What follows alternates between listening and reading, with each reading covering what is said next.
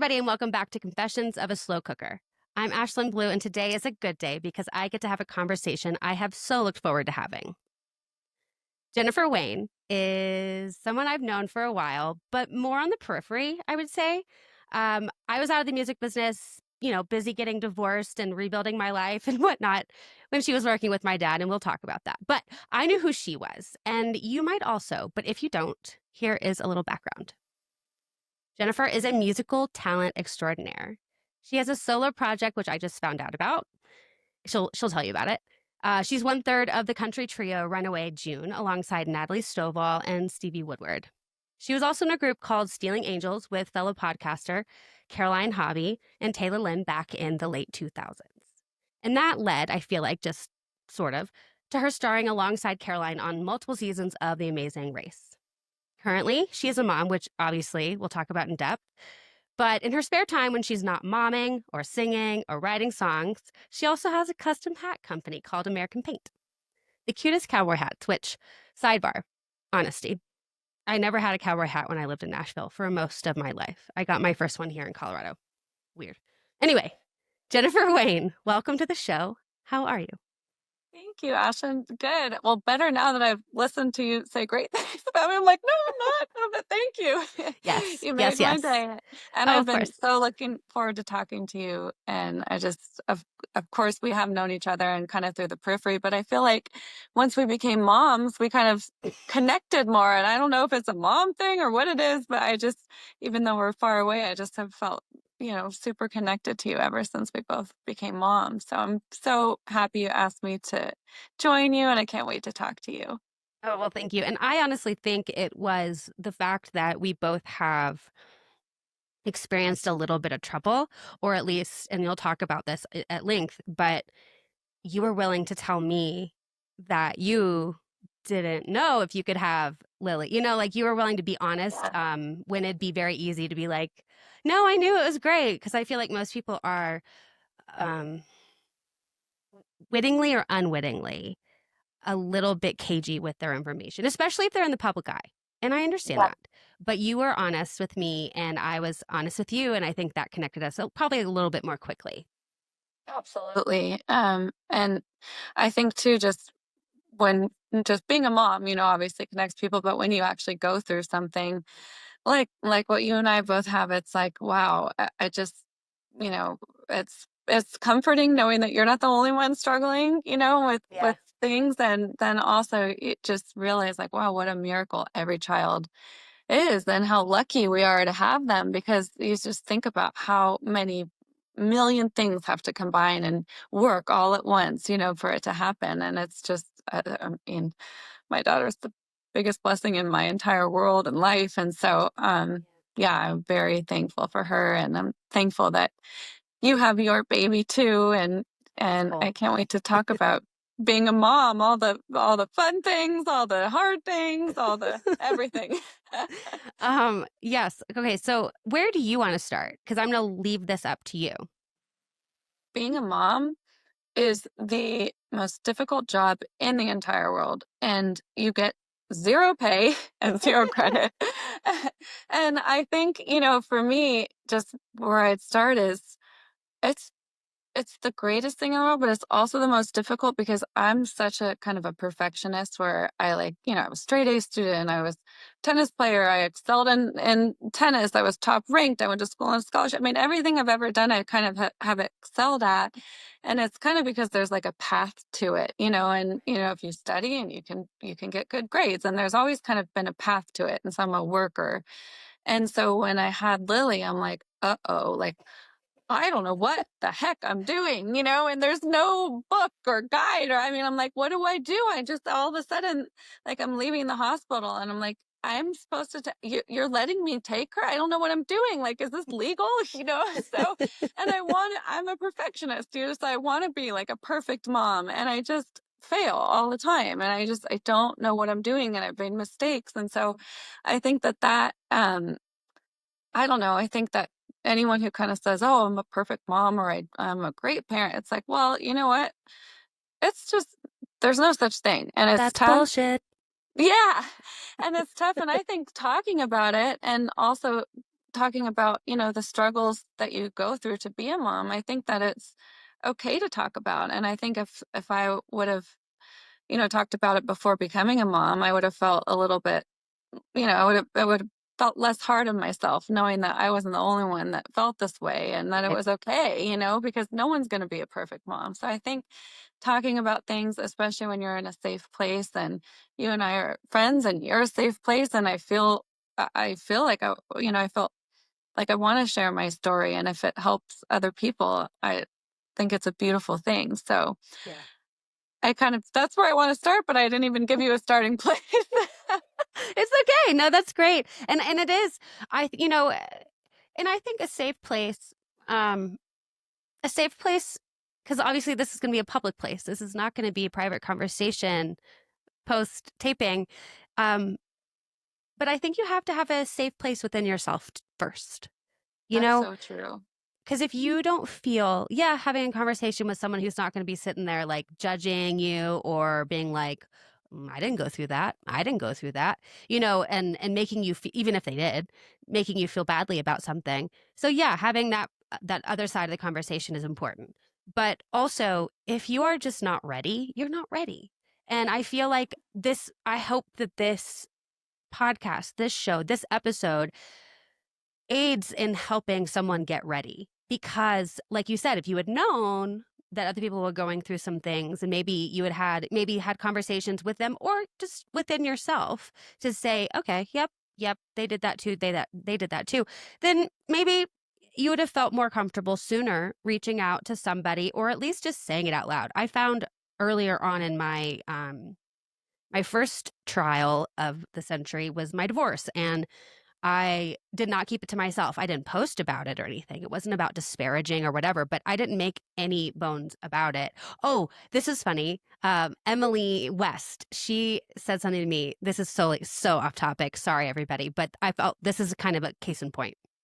We went to someone's house for a little like girls get together, and Emily was there, and she asked me how I was. By the way, I was not doing well, and I told her so. I said not that good, and she knew I was. It was like post divorce stuff, but later on she told me, or no, maybe she told me this that day. She said at another function, I asked you how you were, and you said I'm not doing very well, and you left it at that, and it was so uncomfortable for me, but I so appreciated it in the aftermath, thinking, and I'm paraphrasing this. She said, I so appreciated that because you were willing to be honest about how you felt. You weren't just saying, I'm great, I'm good. You just said how you felt. And it was like that, like, I don't care anymore. Like, I'm not going to try it takes so much more effort to pretend than it does just to be honest. That doesn't mean you dump, but that moment I was like, yeah, I guess so. And because I was willing, probably just too tired, and overwhelmed by the grief I was going through to keep it in and hold it in, it led to more conversations and other people started to be able to understand me a little bit more. Um, and again, I didn't have to pretend. And, I'm not an actor at all. I'm very bad at that. I can do a voiceover, but I don't think I should be acting anytime soon. Well, what's interesting, Ashen, about saying that is how she was like, "Oh, it's uncomfortable because you just said it and then you left Yeah. it at that." And Yeah, it, like, bye. and I think we would be uncomfortable, but at the same time, if you really think about it, it's like, well, that shouldn't make someone uncomfortable. And in our society, we put out there that you have to be perfect so much, that everything has to be good and everything. And you say, "How are you?" "I'm good." If you say, "How are you?" "I'm bad." That's not an answer people give, Yeah. and it's like we as a society have put this pressure to be perfect all the time. And that's just not real. And so I think it's like a beautiful thing that you just answered honestly. And I think if more people started doing that, it wouldn't feel so weird on the other end. Right. Right. And also, I mean, it doesn't mean that you have to be like, oh, why? And I didn't say it for any reason. I didn't need her pity or her Yeah. whatever. I just, yeah, I totally agree. It would, I think it would so help society show up a little bit more if you weren't always, you know, putting on a costume that you think someone else wants you to wear. Um, And especially when you're in a hard time, a hard moment, like, going through fertility issues is it's not a quick thing Yeah. because you may be going through month after month, excuse me, of trying and failing. Or you're going through the IVF process, which is months long, maybe more than months, maybe years long if you try multiple rounds. And then there's the pregnancy. And then there's the birth. And then there's the afterbirth, not literally the afterbirth, sorry.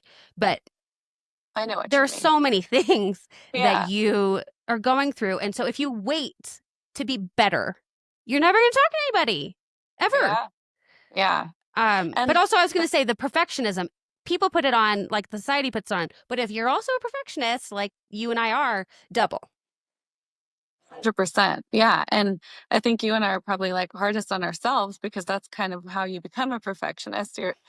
And when you're talking about all the, everything you're going through with failing and trying, and I think a lot of a lot of times people or maybe men don't probably understand as much as we do is like there's some weird thing in us that feels like we have to become a mom and we want to become a mom, and so when you feel like when you can't and you're kind of failing like that, it's almost like I don't know how to describe it, but it's like you're failing in your purpose or your body's not doing what it's supposed to, and what is my fault, and so it's a weird emotional toll too, not just wanting the baby. It also has some kind of psychological thing on like, what's wrong with me? I'm supposed to be able to have a baby. I'm supposed to care. So I think Yeah. there's like this whole other world. Like, I mean, there's just so many avenues of just emotion that you go through in this process. And I think a lot of that, you know, gets ignored because you're just thinking, well, okay, well, she's upset because she can't have a baby. It's like, well, there's also like a lot of other stuff. And there's an age limit too. Like Yeah. men can have kids till whenever, and we are just locked in at a certain number, it goes away. And so there's like that pressure. So part of my story is I wanted to be a mom, but I was in no hurry to be a mom. I was busy doing music, and in music it's very tough to be a mom, and it's almost kind of shunned. It's getting better, I think. But when I was in a band, my first band, our label dropped us when one of our band members got pregnant. And so you always just like have in the back of your mind, like, you can't have a baby, you can't have it, don't get pregnant, don't get pregnant, you'll lose your deal. Publishing too. I mean, so anyway, it was like I Yes. wanted to be a mom, but I was like, I'm gonna wait. I'm gonna get where I'm supposed to be going first. And of course, I never got there. You always, you never think you're good enough, and you always have, you know, more things you want to accomplish.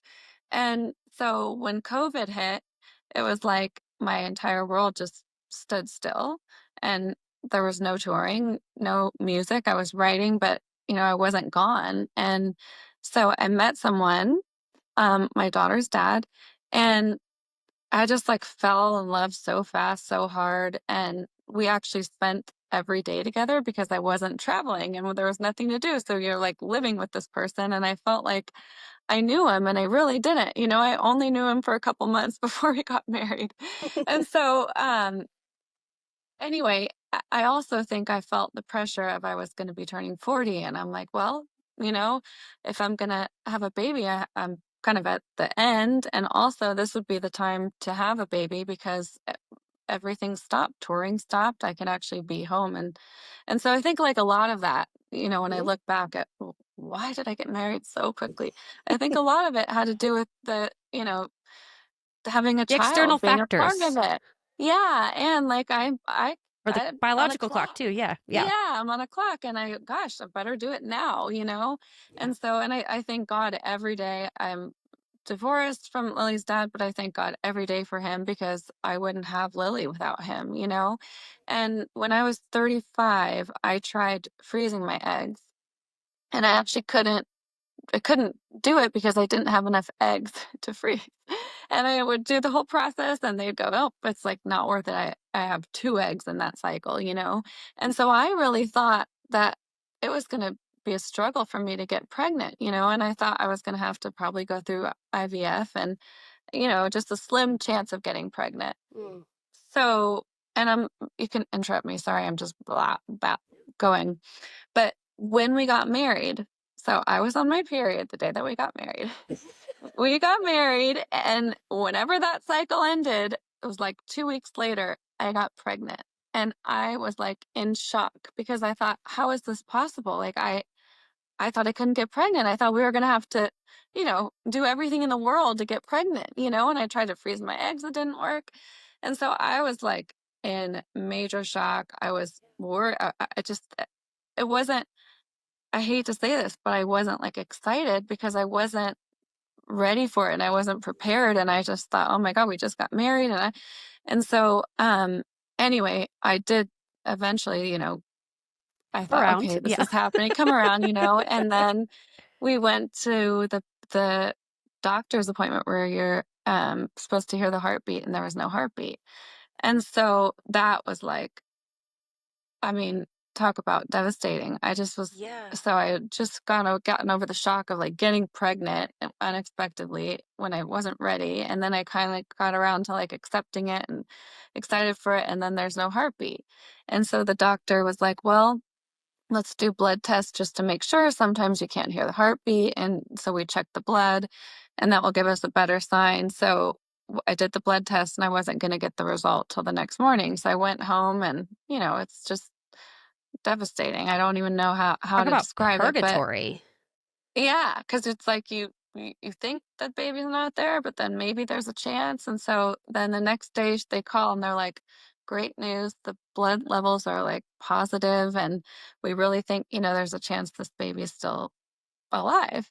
And they wanted to put me on progesterone and do, supplement. And I think it was like a 2 or 3 week waiting window where I was taking all the medicine and supplements to try to come back to see if Mhm. we could hear the heartbeat. And so that's a long time, like Ugh. not knowing if your baby's alive or not alive. And it was funny talking about you and I bonding over stories, and, we knew each other, but we just really didn't. And the same thing happened with me during that time with a songwriter in Nashville. And I won't say her name because I don't know if she's talked about it publicly, but she's a very big songwriter. And, I always look up to her, she's my idol, but, I forgot how we got in contact, but she shared with me her story about, her having a really hard time getting pregnant, and she had a lot of issues, and just it was everything stacked against her. And she went to this, acupuncturist, and she was like, "I swear this guy is a miracle worker. I think he saved me and my baby." And so she gave me his info, and I went to him, and anyway, long story short, I kind of thought that the baby was okay. And then I go back, after a couple weeks, and there's no heartbeat. So I was living that whole time, and your baby's not there. It was just horrible. Um, and so after that, I kind of thought, wow, that was such a freak accident because I didn't think I could get pregnant. Right. And I was like, it'll never happen again.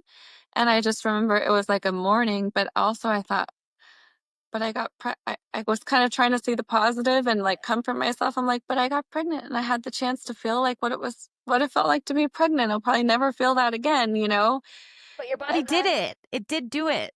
yes, and the doctor said don't try again for a couple months, and then I think it was like 3 months or something, you can start trying again. And so after 3 months, we didn't try, but we didn't not try, and it was just bam, got pregnant with Lily. It was just like unbelievable. And so I don't know, it's a miracle. I look back and I think whatever the stars and everything had to align, a million things had to align for that baby to happen. And the doctor told me when you have a miscarriage, your body is still in the pregnancy mode and still kind of wants to get pregnant. And so they said a lot of pregnancies actually happen after miscarriages because your body is in that mode. And so I look back and I think, wow, I think that first baby came because it knew that it was going to bring life to Lily. And I wouldn't have Lily without that happening. And so Yeah. I mean, it's sad, but you have to kind of try to see the beauty in things that are sad. And I feel like that was its purpose, is it wanted to come and give life to my little girl. I feel the same way, actually. As much as I hate that we lost our first embryo, I would not have Archer. I mean, I would have somebody maybe, but Mhm. it wouldn't be my little bud. I wanted to go back actually to what you were saying about the timing of all of this, the feeling that because okay, we both have very a lot in common, musical stuff, but then oh hey, we're both divorced, and oh hey, we have later in life pregnancy stuff and trouble. And I didn't have a miscarriage per se because it happened. Oh, maybe I guess I But did. I it did. did. I Yeah, did. it did. Not in the traditional way. Yeah. But I remember I got divorced at 30 and I'm 40 now. And I remember feeling really, really ancient then, thinking there's no way in the world I'm ever going to have time to meet somebody.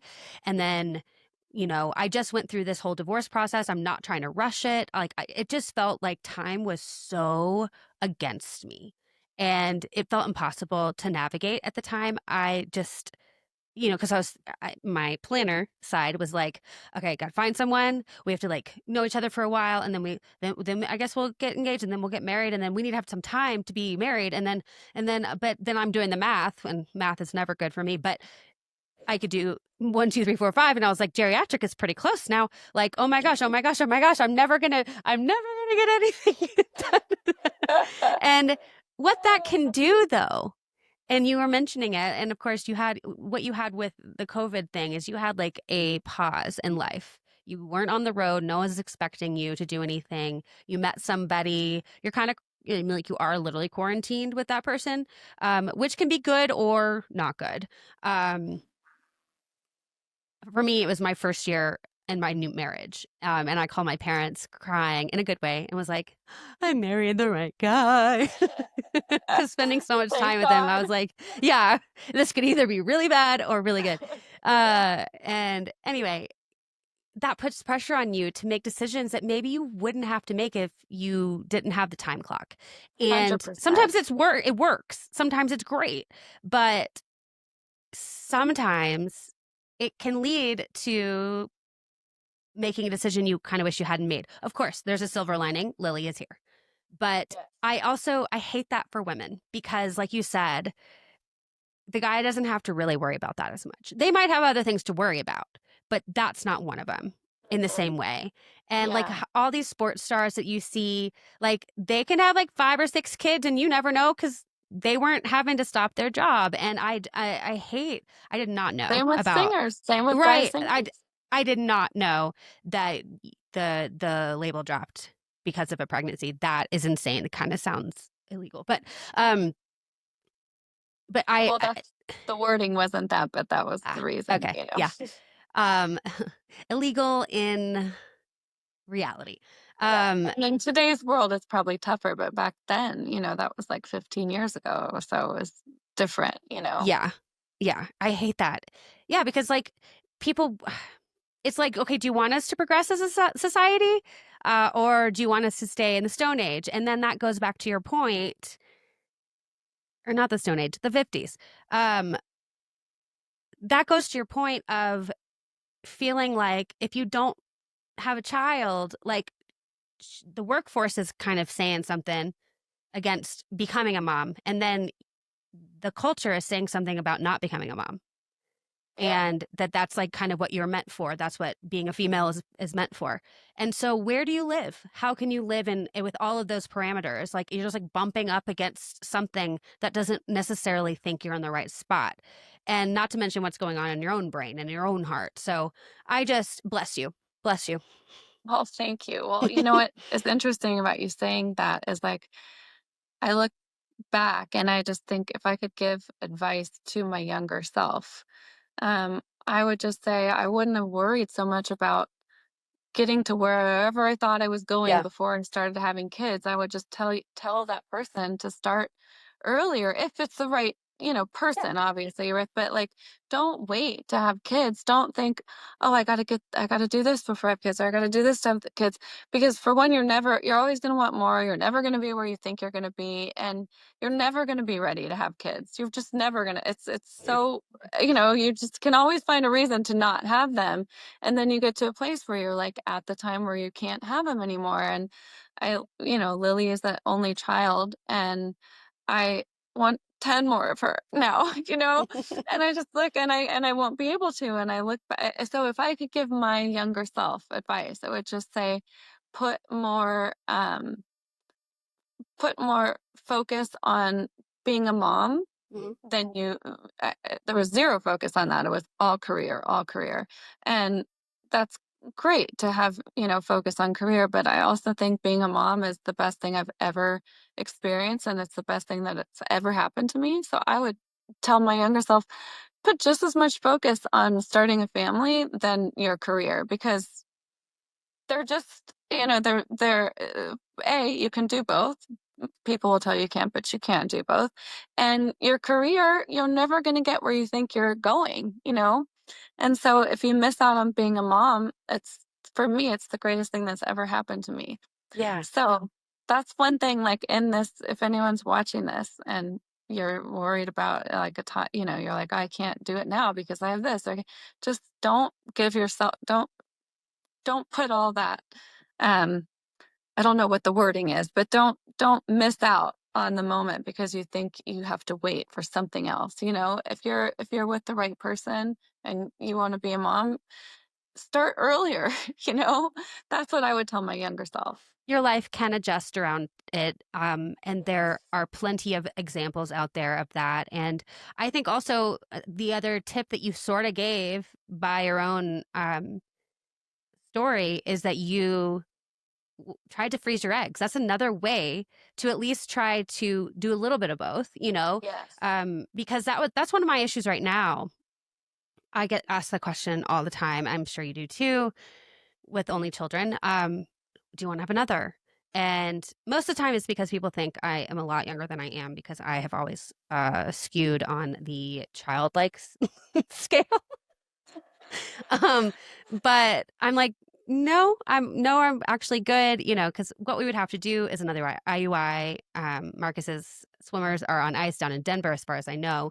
I think we may have just pulled that option off. So we'd have to do that, or I'd have to go do another round of IVF. And I'm like, my eggs are not spring chickens anymore, Yeah. and that's okay. But that's an option for someone else listening, thinking, I literally cannot do it right now, and I don't have a Yeah. partner.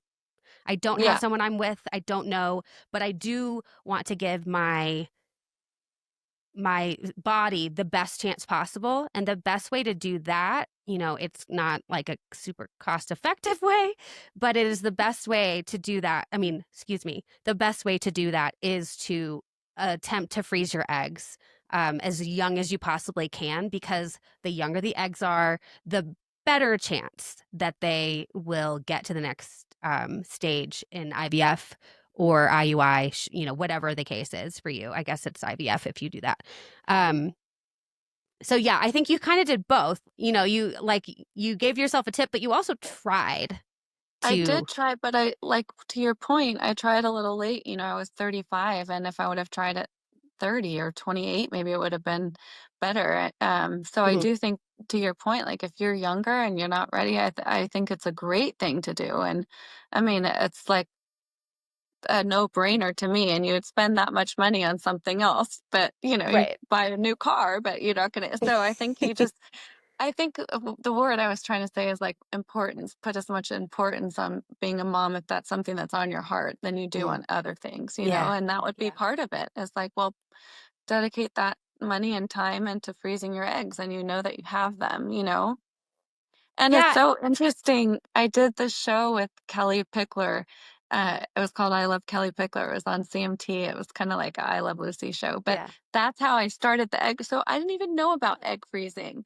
And Kelly was like, I think on one of the shows, because you haven't met someone yet and you're 35, like, I think we should freeze your eggs. And I'm like, okay. I was like, I didn't even really know how that works or what's that. And so that was like, I think too, just having like the knowledge that it's out there and we've come so far with what scientists can do and doctors. And it's like, we have the ability to do stuff that you didn't back then. And you should just take advantage of all of it. You know, it's such a beautiful thing.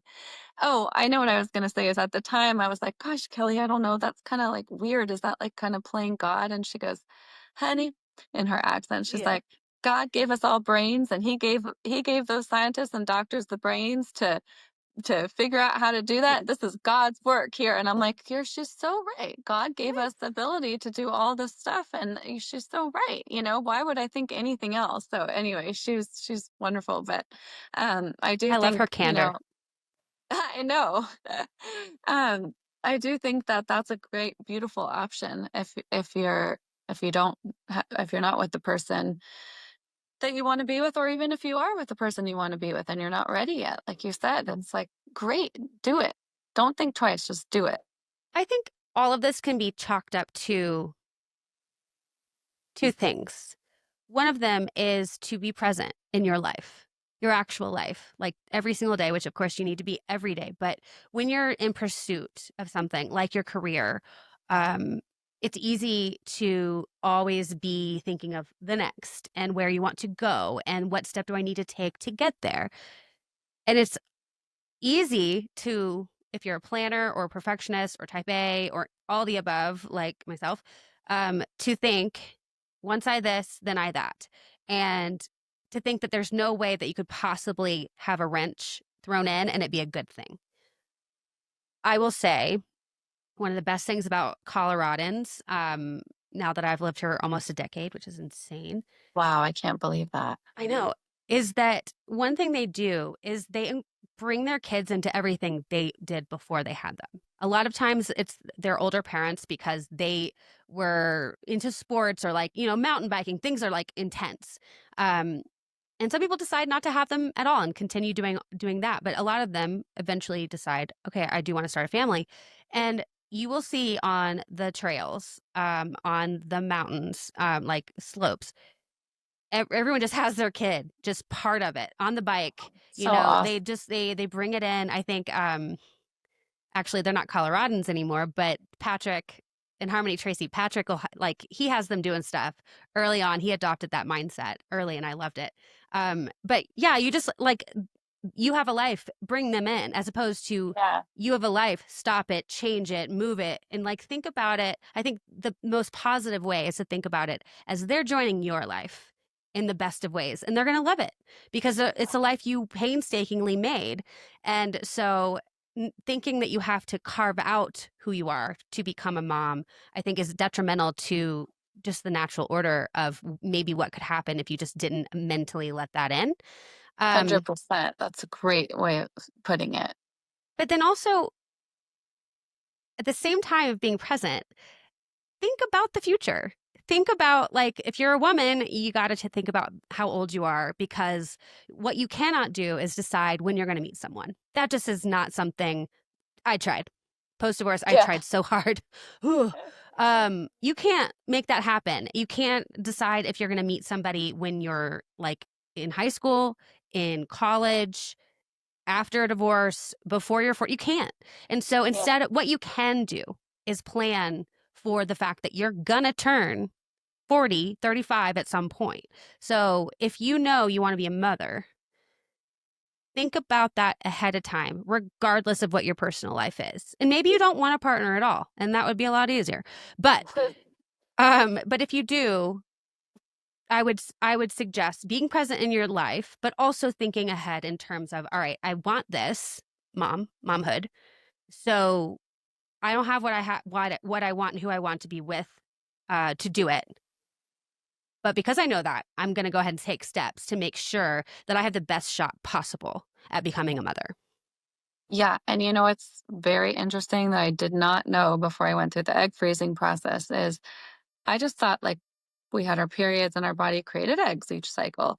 I did not know that we were born with a certain amount of eggs, and every single time you have your period, those eggs are gone forever. Had no idea.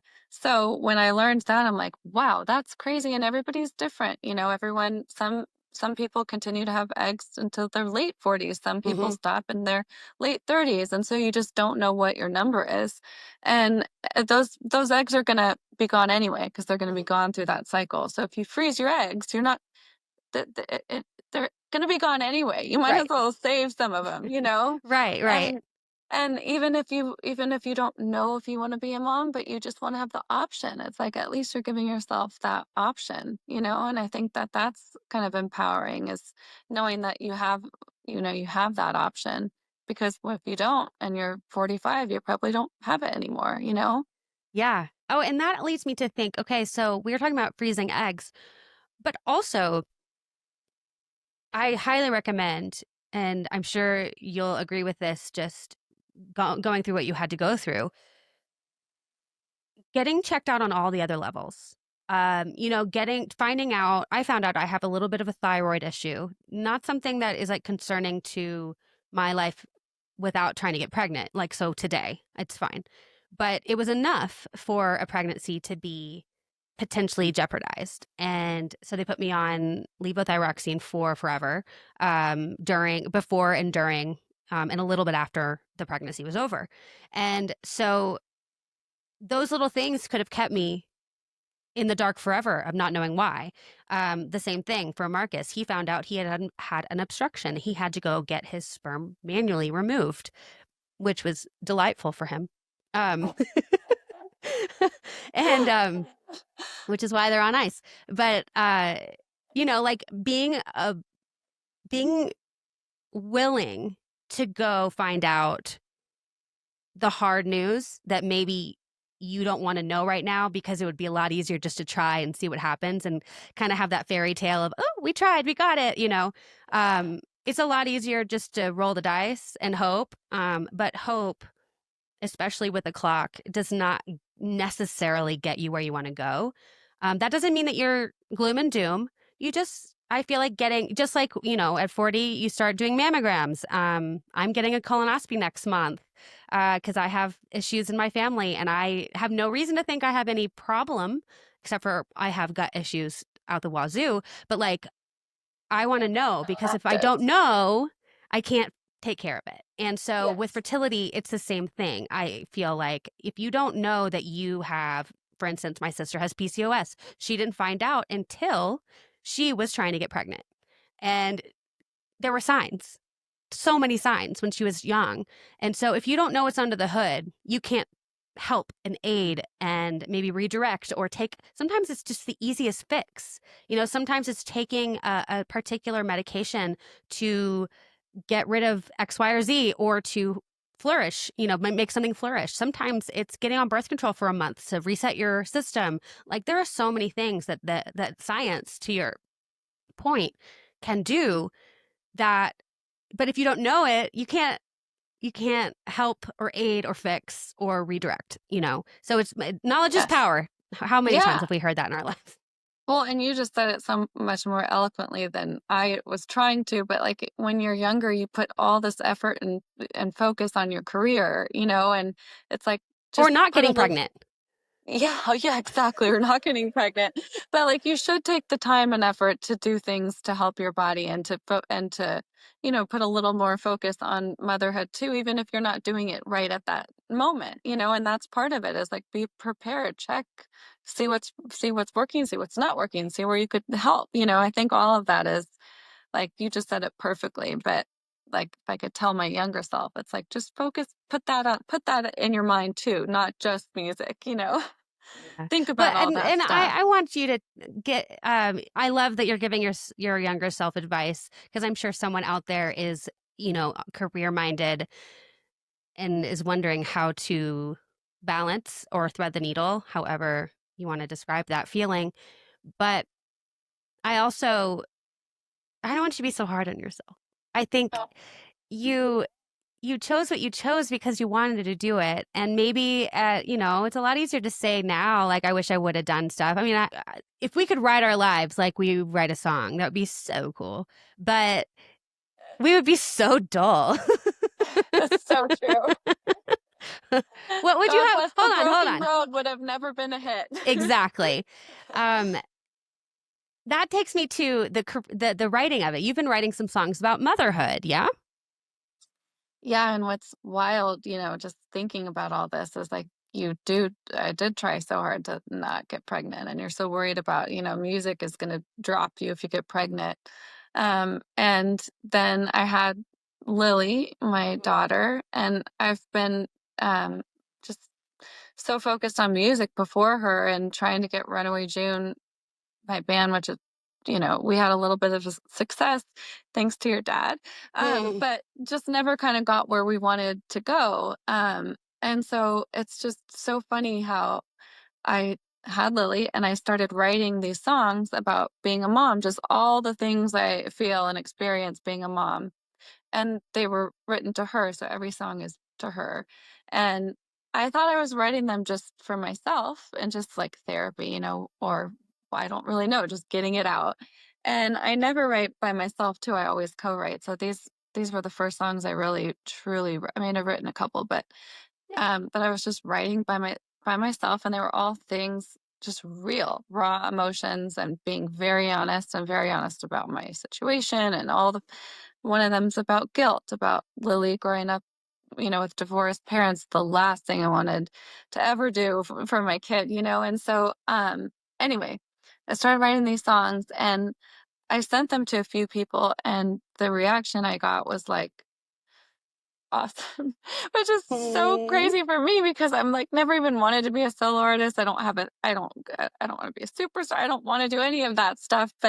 And you spend your whole time like trying not to be a mom and thinking that being a mom is going to prevent your music from taking off. And then here I am, I become a mom and I write these songs like not thinking anything's going to happen to them, and I'm getting all these people that want to do stuff with me and do stuff with the songs. I'm like, wow, this is crazy. That Lily has actually inspired me to, I think, write some of my most beautiful songs I've ever written, and they're all to her. But it's also like pretty cool to go, wow, I was so worried that having a child would prevent me from doing this music industry and music thing. And then now here I am writing songs about it, and I'm going in with Jay DeMarcus, who's in Rascal Flatts, and he's going to produce some of the songs. And I'm like, what is my life? I moved to Nashville. Rascal Flatts is huge, and one of the first songs I ever pitched my music to was Rascal Flatts, which I'm sure never even got to them. But I just remember thinking, oh my God, if they heard this song, if they even just heard it, I would be the luckiest person in the world. And I just, so that was like my first memory of Nashville, is like coming here thinking, wow, if they even just heard the song. And then now Jay is producing my music about being, it's just so crazy to me. It's like a full circle, beautiful moment. And just so cool that this music, whatever happens with it, it's touching people, even if it's just one person or two people, but it's pretty cool that it's all come full circle and it's all about being a mom. I love that story so much. And before we started taping, we were talking about songwriting in general. And I know this has nothing to do with fertility, people listening, watching, but there is something about authenticity that just makes all the difference in everything you do, including writing music. We were talking about writing for other people because we've both done that in the past, and how it, when you start writing for yourself, literally not like an artist, but like writing because you want to say the thing and you want to do the thing, and tell the thing, whatever. Um, it aligns so much more quickly with everything else that's going on in the world, including the people who reach out to you. I feel the same way about this podcast. If I had not gone through all my infertility issues and written so much about it and decided to write a book about it with my acupuncturist, and then decide, oh, I want to start editing podcasts for a living, and then being like, actually, I could do all those things. It was like the weirdest year last year where, and this is no longer about songwriting, but like I was stepping into something that aligned with who I was and something I was super passionate about, but none of it was about like, I want to be a podcaster, you know? It had nothing to No. do with that. It was just like, no, I have something to say and I really care about it. And I know other people do too. And no one's talking about this in the same way. And how much better could our conversations be with people if this is our norm? Yes. So same with And your writing. how cool that Archer, like, you wouldn't be doing this without Archer. It's No. like you being a mom is giving you this whole other work path, you know? So we're so worried that work is gonna stop being a mom, but then it's actually creating this beautiful line of work that you're passionate about that you weren't even trying to do, you Yeah. know? And it's because of Archer. It's just so cool to me that being a mom brings all these other blessings that you don't even know about, and you're so worried that things are gonna get taken away from you or not gonna happen, and it's actually the opposite. It Right. And what forces you, I think, just to like distill yourself down. You only have so much time in the day to have a thought, like a real one. And I mean, I don't know about you, but Archer is psycho pants in the best ways possible, but he is psycho pants. And so, I mean, running around, we were talking this morning, Marcus and I, because he has like 3 or 4 trucks while he's eating breakfast. Go, go. He's like, dude, he is all boy. And I was like, yes. I mean, and when he's not sitting, he is running around with the cars on the ground, butt up in the air, and watch your toes. And so it's like, I don't have much time to think. And I think that may have been the key, that I don't have so much time to think and yeah, plan and perfect. Like, I just have to do the things in between the time when he is either down for a nap or at school or whatever. Like, I have to get stuff done, or yeah, maybe I'm having to do 2 things and hold him while I'm doing the things. But it's amazing how I feel like my brain has channeled itself so much more into like, you don't have time to think about all the scenarios anymore. You just need to get to it. yeah. And And it's you pointed me to something that made sense to my whole body versus just what made sense in my head. right.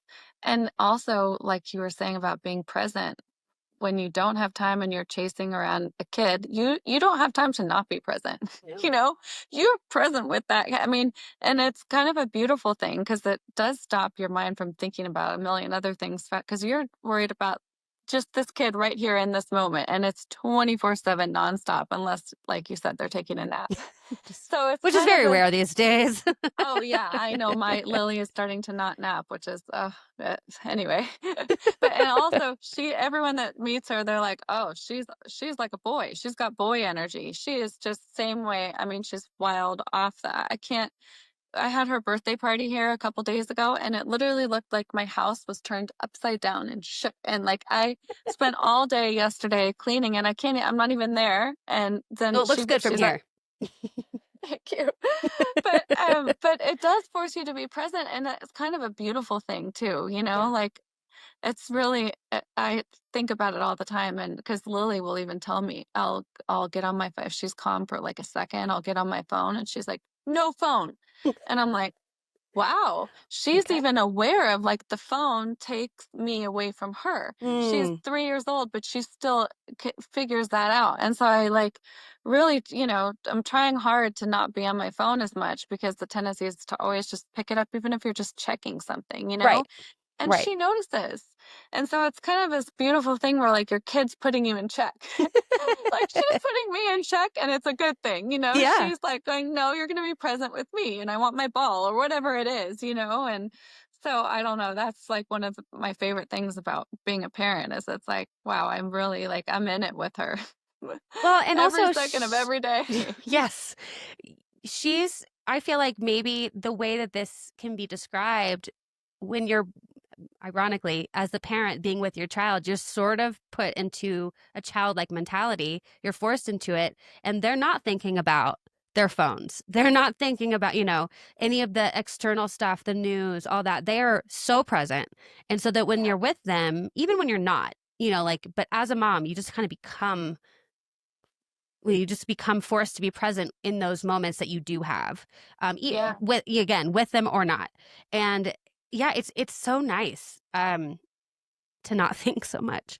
I I am so tired of thinking, but the, but yeah, I think having a child, if you want one and you get one, there are some beautiful things that can come out of it that are so unexpected.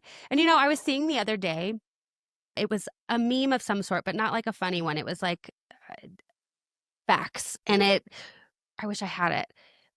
And I don't know if these are true, but I feel like they are. So, but it was going through some like uh, stats of like women over 40 who become either business owners or like uh, women over X who become millionaires, women over what, it was like all these things but they were all over 40. And I was like, that really, I think I've seen that kind of thing forever, like just pass through, but I wasn't 40 yet. So it didn't really like hit me. There is something about being older that as a woman, um, I feel like that just like really channels every bit of you. You don't care as much about the things around you because you've learned that they are noise. You've been through shit. You know that everything you've gone through, unless you're, head in the sand, you know that the hard stuff is the good stuff. You know it leads to the good stuff. And all those things together just kind of make you a little more unstoppable, which is so fun. I love being 40. I don't know about you, but I love being Oh, in my me too. 40s. It Me has been too. the best thing. And I think it makes me a better parent. I mean, of course, I would have wanted kids as early as I could have gotten them, of course. But the way my life ended up is the way that my life ended up. And I would not change it for the world, especially right at this moment. I feel, and I keep saying the word aligned, and it kind of sounds woo woo. I do feel aligned, and I never knew what that felt like until recently. And I feel like you are feeling that too. And I love 100%. that for you. It is an amazing feeling because I feel the same way about this new music I've written. I just feel like, and that's obviously being sent from God because it's Yeah. just coming down Right. so he's doing this for a reason. He's wanting me to write this music and it's coming from my heart. And so there's nothing that's ever felt more real and more aligned, like you said. And also, I think, like you said, being in your 40s, you just don't care as much. You don't care about other people and like what they think. And I think my whole life I've just been so worried about what everybody thinks. And, um, it's also just like this beautiful confidence that you have that you're like, no, I can do anything, really. Like, I feel like at this point in my life, I'm like, I could do anything I want to do. Mhm. And I feel like you're supposed to be like that when you're, 20, and then when I was 20, I was just so nervous and I'm like, oh, and now I just have a confidence that you can't get unless you've gone through stuff like what you said. You have to go through shit. And then I think also being a mom Mhm. gives you confidence. I Yeah. mean, talk about something difficult. It's the most difficult thing I've ever done in my life, and Mhm. my body pushed out a literal baby. I mean, I just like every time I second guess myself, I look in the mirror. I'm like, you are badass. You gave birth to a child, and so I just think that that's also given me a lot of confidence, and I feel like that's the way with you. Like it's just a beautiful thing. So I think women in their 40s are just unstoppable. If they let themselves be. And I am choosing to let myself be. And I don't look like I used to when I was doing music and, like my most fit, my thinnest, whatever. I don't care. I Yeah. find I just don't care because I feel more me than I ever have with a bunch of emerging wrinkles. Um and I'm okay with that. I love that I'm aging because that means I made it here Yeah, you and live. I've succeeded in, overcoming obstacle after obstacle. Like you said, just giving birth alone, if you just took that, it's, and you don't have to have a baby or have birthed a baby to feel, because I don't want to take away from anyone who is listening who may have adopted or had a surrogate. It is not about that. It's just an example to point to. If you've gone Yeah. through something difficult, it is something to point to, and you made it out on the other side. And so, birth is just a really easy example to point to because of all Yeah. the physical mishaps that can come with that, and just your body going out and then coming back in, and Yeah, I don't know. I I didn't just think about that part. When I had my daughter, I was like, all I could think about was her coming out, and I was freaked out of my mind. I was watching all these videos and people screaming, and I was like so scared of giving birth, and I was so worried about it. And then I remember when the doctor, like, I had her, and actually, like, I was in labor like 23 hours, some crazy, like way too long. But when it's a whole other story, but when it got time to actually do the pushing, I was like a rock star. I'm like, I'm getting this baby out. And because I had like a goal, I was yep, like, there it is. I can do it, I can do it.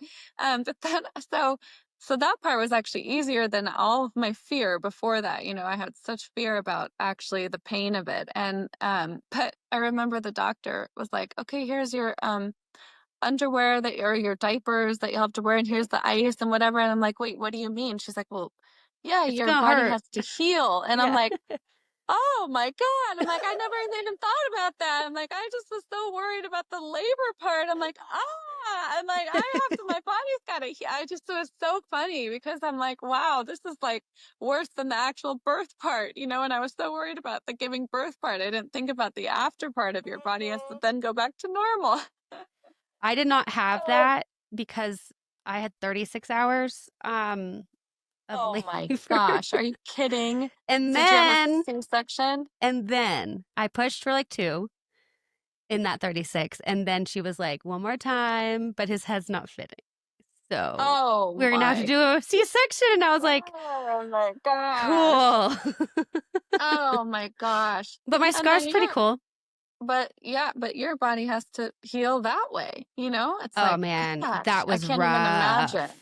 And having to I carry a baby and well, take care of a baby. I they mean, don't let you leave the hospital until if you have a C-section, or at least at Aspen Valley Hospital, until you can go around the ward twice, like walking, and you can barely walk because I mean, it's 6 or 7 layers they go through ugh, for that. Yeah, disgusting sounding. Sorry, no, to it's anyone eating right now. um, by the way, I went to Marcus's office yesterday, and he's a surgeon. He works on mouths, and he was like, "Can I show you something?" And I was like, "Yeah, sure." He pulls up all these bloody uh pictures that he just taken from a surgery, and I was like, "Cool." I'd already thrown up oh my yesterday gosh. from like dry heaving. I had thrown up just like nothing. But when our that same dog who had gotten to it a bunch of treats of my son's from a Oh trip, and no. so we were like, this is gonna come out in some place, like he's gonna vomit somewhere, or he's gonna yeah, all over Archer's rug, which is thankfully a ruggable. But I was cleaning it up, and I was like, you know, Oh, and then I oh. finally threw up a little bit because it was so bad. And so I'm looking at these stupid pictures, and I'm like, I've already thrown up today. I hate Yeah, I throwing up don't need so this. much. Yeah. He was like, Okay, isn't well, it so so here's the beautiful? question. Because he's a surgeon, he's used to it.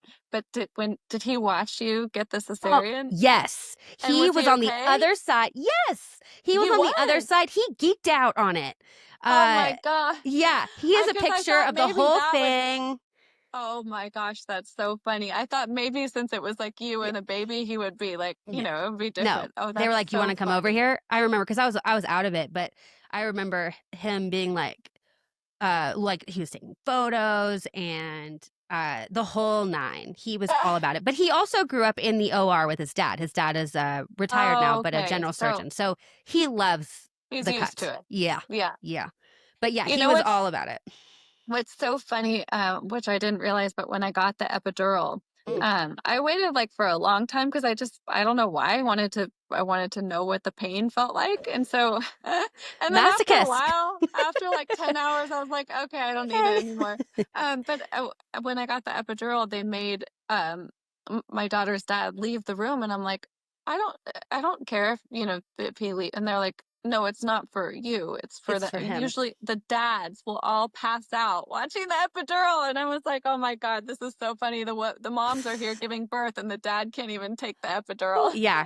Well, it's okay. Funny story there is I was in birthing class, and there was a guy in there, and it was a a cartoon that they were showing about the epidural. It wasn't even like, there was nothing about it that looked real.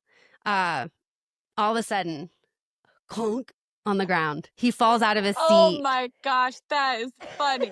He fainted from just the cartoon. Oh my gosh. Yes. Well, They didn't that's what offer the Marcus to doctor leave. told me. They were like, this happens all the time. You Well, it's a can't believe very how big much this needle. happens. Yeah. So, And anybody who's going through and is afraid of the big needle part, when you're already in birth, you don't care. You will go no. through it. I had to get 4 epidurals. Oh my Because, gosh. or 3 tries and 1 success. They kept on doing it, and you have to like lean forward over your belly. Like, it's just the most uncomfortable thing. Yeah. And after the 3rd try, because it kept on not like doing what it was supposed to, it would like be in my toe. And I was like, should it be in my toe? And he was like, no, and pull it right back out, Oh And my so then he was like, is gosh. there a possibility of a curvature in your spine? And I was like, yes. Oh No one my asked. gosh. It wasn't on Oh any my form or gosh. anything. I feel like, okay, so again, if you're listening and you have scoliosis, or I have a like spondylolisthesis, it's like something that runs in my family, and it's not clear. Like, my sister has a huge scar. She had a massive back surgery when she was 11. So it's clear that she has something going on in her back, but it wasn't clear on mine. So if you have any sort of curvature, mention it. Oh my gosh. Oh man. Oh, It's what and to boot, after the 3rd one, he was like, well, I don't feel as comfortable basically with this. So there's a specialist coming in, but she won't be here for a couple hours. oh my So gosh. go Oh my resume the gosh. pain. Oh my gosh. The stories. I What's know. so funny is you kind of like forget, Yeah. you kind of go through all of it and then you forget and you're like, wow, I mean, it's just, Yes. we get in there, we're tough, we do it. Well, what else are you going to do? I Like, know. be like, never mind, pause. Yeah.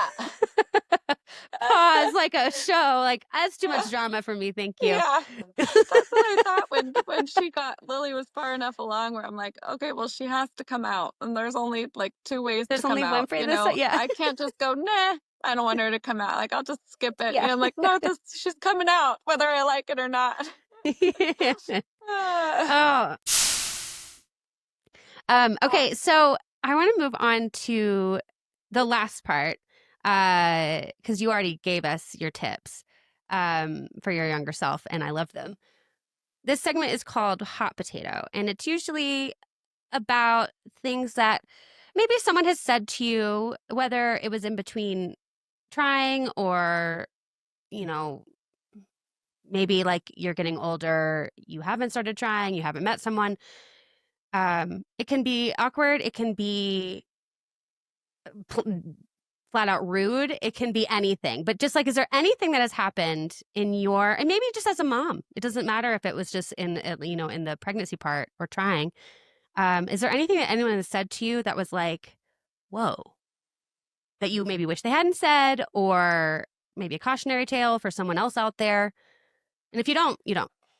I don't really have one, but I will say, which this I guess will never change, but I just remember when they were like, oh yeah, it's a geriatric pregnancy. And I was like, oh, that sounds pretty, not great. Bleak? And then they were like, anything after 35 is a geriatric pregnancy. I was like, you know what? That's really, I feel like a lot of women are getting pregnant after 35. And I feel like that term should just be like something different. I don't know. So it's probably not going to change because it's a medical term, but like, babies are very healthy and can be just fine after Thank 35. So you. why are we Yeah. calling it a geriatric pregnancy? It's just bizarre to me. That was the only thing that I like off the top Came of up. my Yeah. head. I was like, I don't like that. Yeah. That doesn't make me feel good and healthy and like I'm going to deliver this great, beautiful, healthy baby. That makes me feel scared. I Well, don't know. okay.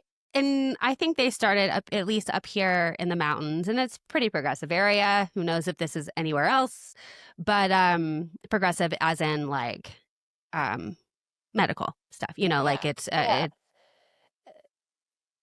I feel like they started calling it like mature, and I was like, okay, that doesn't help me. By the way, I already know it's geriatric. I already know, like, it's, I'm at this cutoff Yeah. line, Yeah.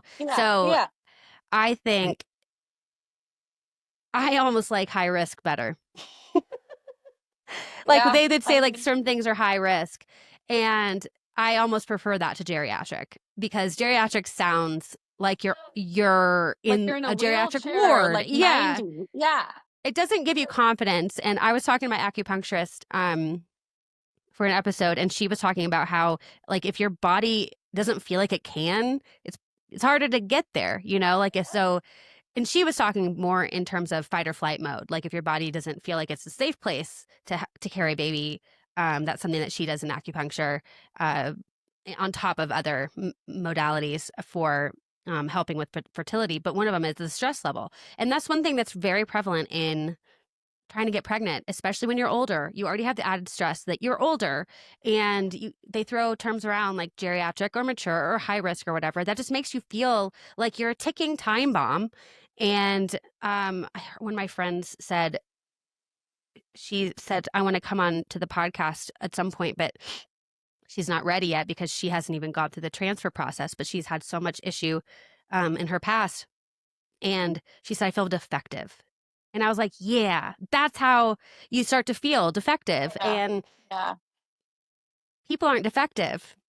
No. Products are defective, you know? Yeah. And so if you feel like a product and don't feel like a person throughout this process, it's just going to complicate it even further. And so, Yeah. yeah, I'm all for it, especially when you don't start until you're geriatric. Like you were saying, like you didn't freeze your eggs until you were 35. I didn't start trying until almost 35 because I got married at 33, you know? Yeah. Yeah. So anyway. Yeah. Well, I'm glad I'm not the only one that thinks that's weird. I'm like, that's just a weird. I think it should be changed.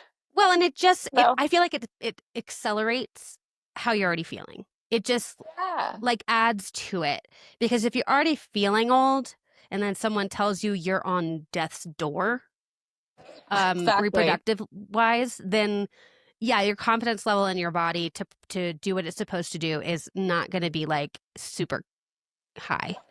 Like if How they're could like, it? you know what, you're later in life having this baby, so we're just going to be extra careful and we're going to do some just to be extra safe and we're going to do this and it would just be like, okay, got it, It's just but a jarring word, I think, you yeah, know, because it just makes you it puts a lot of other things in your head. And so yeah, it's not about saying, it's not about lying and saying, "Eh, you're so young, you know, like no, I yeah, know. Um, it's about how it is perceived in that moment when you're already in a stress position, yeah, a stressful mindset. And so just and also you're very alone as a woman in that moment. I yeah, feel like, yeah, because the totally. guy doesn't have to worry about that. And I think that's also another thing that you can't really help somebody else understand what it feels like to have um a clock if you don't actually have a clock. You know, it's Yeah. really hard to describe Uh-huh. and it can be dumbed down by people. I've heard it in my life, not from my husband, but other people like being like, okay, you know, you're just kind of you're too type A about this. You're too nervousy, you're too anxious. When really it wasn't about that. I just knew the facts, you Yeah. know? The facts are the facts are the facts. And if it doesn't work and I didn't try to do something about it, that's when things are really going to go wrong for me. Yeah. And what's interesting too, like guys don't understand because they don't have it, but also girls don't understand when you're younger. I didn't understand. I mean, I knew I had a clock, but I didn't start feeling it until you actually feel the clock. Yeah. So Yeah. it's hard to really like, you don't know what it really feels like until you get there and you're like, oh wait, I have a clock. I mean, at 20, but you don't feel it. Right, because you're So not. It's not yeah, ticking yet. You can't hear it, yeah, and you also don't know what your life's going to throw at you or not throw at you. So you're trusting the process, so to speak, up until that point. I feel like, and my parents had me. They got married at 20. They had me at 23, 24, respectively. And so in my brain, it was going to happen. It was going to yeah, happen probably like them because I right. liked their story. I was going to try to model it, and then I didn't get married till I was 27. Got divorced at 30, and then was like, well, okay, this is not how I thought it was going to go. Yeah, yeah. But So, everything was I mean, it's not the perfect journey, but it was the perfect journey because look at where you are now, oh, you know? yes, I wouldn't change a thing, not one iota of my journey. Getting a divorce when I did made me a better wife the second time around, made me more aware. made me more, what's the word I'm looking for? Deliberate. Um, and then having struggles getting pregnant and going through the whole gamut of stuff, it made me, I feel like, just a lot better of a friend to people who are going through things like that. And also, yeah, Yeah. and just the awareness of all the things that have gone wrong, I feel like have just made me a better person in general, Yeah. not to mention a And better mom. doesn't it make you to appreciate what you have with your husband now? And it's Yes. like, wow, you maybe would appreciate it, but not as much as you do when you know what it could have, when you Oh, know the yeah. being in a bad relationship. It's like all those things make you so appreciative and thankful of that person you're with now that it's like, wow, I just, I wouldn't, n- you probably wouldn't have taken him for granted, but what if you did, if I you didn't probably know would how have. wonderful, I probably would have because I grew up with family. My parents are still married, and so I probably would have taken it for granted. Um, I took for granted that any marriage you get into works because I saw it modeled for me, and that's not anyone's fault. Yeah. But but no, I would have. I would have totally taken him for granted, and I still do probably, but probably a lot less than I would have. And the same thing with being a mom. Um, I had all these ideas about everything in my life in terms of when I was going to be a mom, how I was going to be a mom, how many kids I was going to be a mom to. All that went out the door. And I'm left with the present and I'm left with this kid who is just so cool. And I just love every moment of it. And I'm able to be present, I think, because I'm like, dude, this was a long journey. You better not miss this. And everyone says to me, and I'm sure they say it to you, it goes by so fast. And it does. But I'm so aware of it going by so quickly that I feel like I'm benefiting from being older because I'm able to be more present. I think my body and my mind and my spirit have been able to really pull it in um, after all of the above has happened. Yeah. And it's led you to doing what you're doing now, which is just so beautiful. I love it. And Oh, I'm thank so you. happy I got to be on it with I'm you. so thankful that you agreed to come on and share your story. I know, again, being in the public eye at all, sometimes it's hard to talk about things, but your willingness, I mean, it's what drew me to you in the first place. So, thank you. Thank you so much, Jennifer Wayne. In terms of the songs, by the way, I've heard them and they are so good. That's actually what prompted me. You sent me the songs, and that's what was like, do you want to come on the podcast? But uh, I once they are available, I will readjust the show notes to reflect them, and I will also put out a post at that time to make sure everyone knows that they are available to listen to sing in the car, to play to their children. Um, but again, thank you, Jennifer Wayne, for coming on, and thank you, everyone else, for listening. If you have questions sorry, I'm going to go ahead and offer you up, Jennifer. I feel like everyone who comes on the show kind of knows this is going to happen. If you have questions for either of us, please don't hesitate to reach out. I'll put all the information on how to get in touch with Jennifer and myself in the show notes. And if you know anyone who's going through something like what Jennifer described, please share it. We are not alone in any of these journeys. As different as they are from person to person, they are similar. And it helps to hear that you are not alone, especially when you're in the thick of it. So please share, not for like subscribers, not for all the, for the real reason that this show exists. Um, and we'll be back for another edition next week. Until then, take care.